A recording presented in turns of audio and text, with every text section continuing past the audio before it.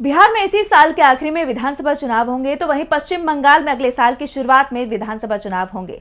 तो यानी कि पश्चिम बंगाल में विधानसभा चुनाव के लिए 1 साल का ही वक्त बचा है। इसलिए राज्य की मुख्य पार्टियों ने इसे लेकर तैयारियां शुरू कर दी हैं। पश्चिम बंगाल में इस बार भी सत्ताधारी टीएमसी का मुकाबला बीजेपी और सीपीएम के गठबंधन से होना तय माना जा रहा है। चुनाव को लेकर अब कांग्रेस और सीपीएम के बीच गठबंधन की चर्चा भी चल रही है। तो कैसे पश्चिम बंगाल में बदलती दिख रही है सियासी समीकरण, देखिए इस रिपोर्ट में। पश्चिम बंगाल विधानसभा चुनाव में इस बार कांग्रेस और वाम दल पूरी ताकत से मैदान में उतरने को तैयार है।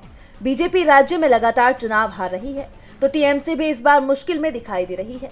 ऐसे में कांग्रेस और वाम दल दोनों के पास अपनी खोई जमीन हासिल करने का मौका है।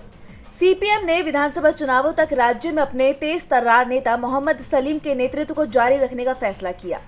सीपीएम 1977 से 2011 तक लगातार 34 वर्षों तक पश्चिम बंगाल की सत्ता पर काबिज रही और अब एक बार फिर पार्टी तेजी से मजबूत होती दिखाई दे रही है।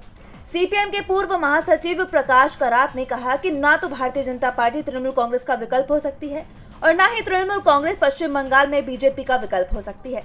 करात ने दावा किया कि राष्ट्रीय स्वयंसेवक संघ यानी आरएसएस की योजना पश्चिम बंगाल को पूर्वी भारत में हिंदू कट्टरवाद का केंद्र बनाने की है और इसलिए आरएसएस चीफ मोहन भागवत ने पश्चिम बंगाल का हाल ही में 10 दिन का दौरा भी किया था। सीपीएम के तेवर से साफ है कि वो टीएमसी और बीजेपी दोनों को कोई मौका नहीं देगी। दूसरी तरफ इस बार कांग्रेस भी पश्चिम बंगाल में पूरी ताकत लगाने को तैयार है। चुनाव में कांग्रेस और वाम दलों के बीच गठबंधन भी तय माना जा रहा है और इस बार इस गठबंधन का ऐलान जल्द ही हो जाएगा।